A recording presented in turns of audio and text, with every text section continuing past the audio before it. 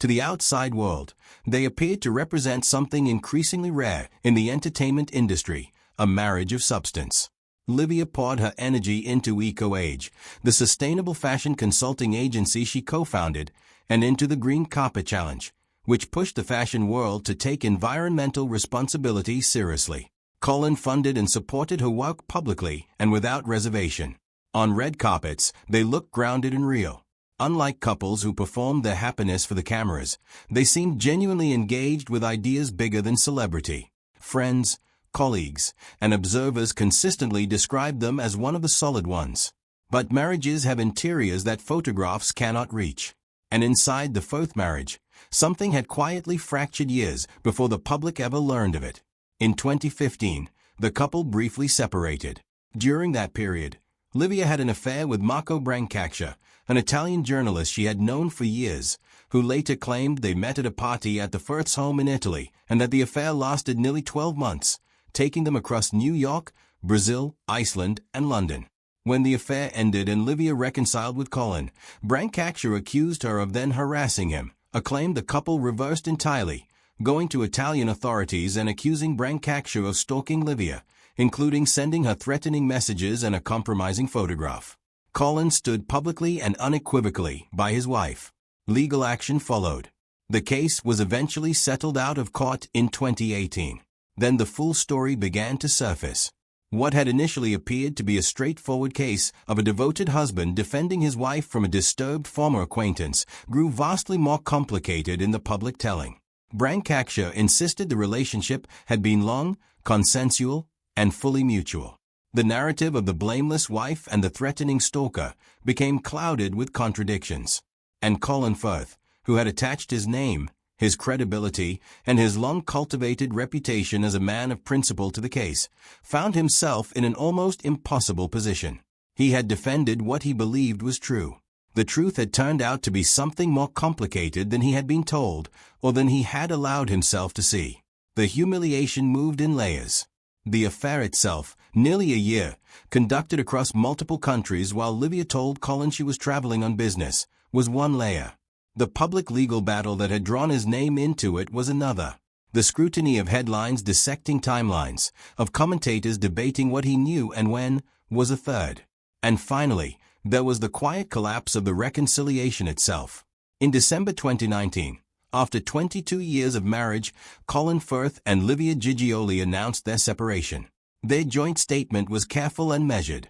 They would maintain a close friendship, they said. They were united in their love for their children. There were no dramatic accusations, no bitter interviews, no public warfare. Just the end, delivered with the same composure Colin had spent a lifetime practicing. Dignity does not cancel grief. Composure does not prevent collapse from happening on the inside. The separation was finalized during the early months of the global pandemic, a timing that turned out to be quietly devastating. Film productions ground to a halt. Press tours disappeared. Awards ceremonies moved online or were cancelled entirely. For the first time in decades, there was no relentless professional schedule to provide the structure that public people often use, consciously or not, to manage private pain. There was only time, and silence, and the slow work of reckoning with what had happened.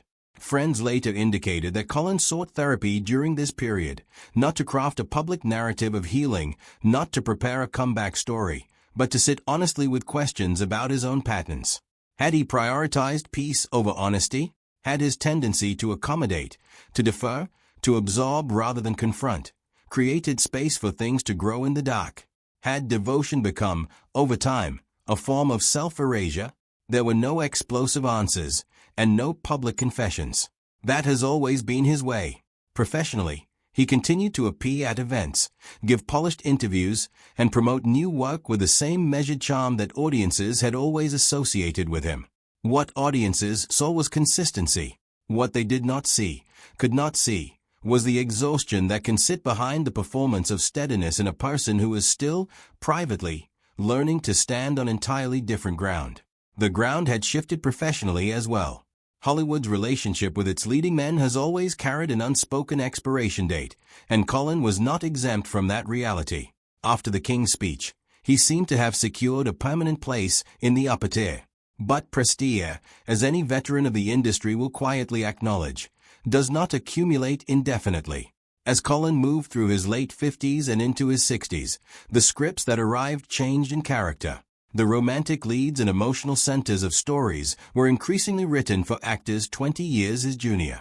The roles offered to him, mentor figures, authority figures, fathers, pillars of institutional gravity, were not without dignity, but they were supporting architecture rather than the main event.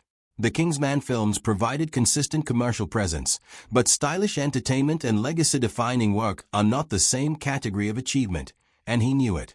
The industry itself was transforming beneath him. Streaming platforms had fundamentally restructured how stories were told, how actors were discovered, and which names carried weight with the algorithms that increasingly drove investment decisions. Younger performers built social media presences that translated directly into measurable audience data. Colin had never embraced that world. He remained, by instinct and by choice, intensely private, almost analog in a digital landscape. He did not mount a reinvention campaign or chase viral moments. He simply worked.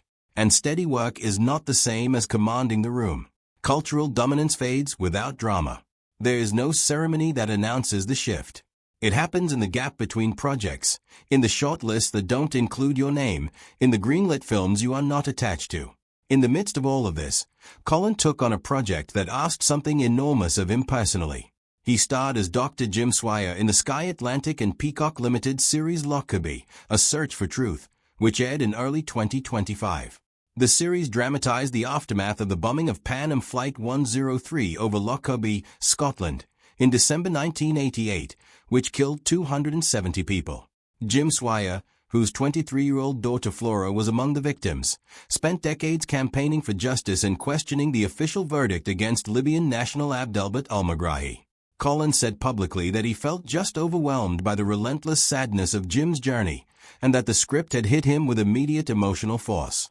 The series drew fierce criticism from the families of American victims.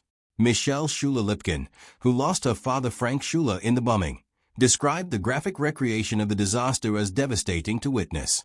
She called it tragedy porn and said the production was literally representing the worst moments of our life. The victims group expressed concern that the series risked shaping public perception of ongoing legal complexities, and questioned whether dramatizing the crash in such graphic detail had been necessary at all. Sky issued a statement emphasizing that the production had engaged with victims' families and support groups throughout filming, and that all episodes carried content warnings. Colin did not enter the debate personally, allowing the production team to address the criticism in his place, a characteristically measured response. But the weight of it was notable. Here was a man already navigating his own private losses, taking on the role of another man navigating an unimaginable public one. A father who could not stop searching for truth in a case where truth kept shifting. It was, whether consciously or not, a story that rhymed with something in Colin's own recent years, the experience of believing one version of events, acting on that belief completely, and then watching the ground beneath it move. What exists now, at 65, is something that defies easy narrative. Colin Firth has not had a dramatic fall. He has had something arguably more disorienting, a gradual, quiet redistribution of everything he built. His marriage of 22 years is over. His former wife, Livia, has moved back to Umbria, remarried Scottish climate activist Callum Grieve, and built an entirely new life running a sustainable farming business with her brothers. She speaks warmly of Colin in interviews, describing a relationship she calls very healthy and an extended family dynamic in which the two former spouses, their sons, and their respective new partners spend time together, attend events, and bond over their shared devotion to Arsenal Football Club. For Livia, the chapter has clearly closed with a remarkable degree of grace and reinvention. For Colin, the picture is quieter. He has been in a relationship with American television writer Maggie Kahn, best known for her work on American Crime Story and Narcos, Mexico, since 2022, after the two met on the set of HBO's true crime drama The Staircase. They made their first public appearance together at the London Film Festival in October 2022, and have kept the relationship largely out of the spotlight since, in keeping with everything Colin has always been. He has not spoken publicly about the relationship in any detail. He is still working. He is still showing up. He is still doing what he has always done, which is to hold himself together with a particular kind of quiet determination that never quite reads as effort, even when it costs everything. That is, perhaps, both the tragedy and the truth of Colin Firth at 65. He is a man who built his entire public identity around a quality, dignified composure, that turned out to be both his greatest gift and a wall he could never fully come down from. The roles he will be remembered for are men who could not express what they felt until the very last moment. Men who absorbed rather than released, who endured rather than confronted. And in his private life, those same patterns played out in ways that were quietly, painfully real. He gave more than he asked for. He kept the peace when the peace was covering something dangerous. He stood by a version of events because it was the version he needed to believe.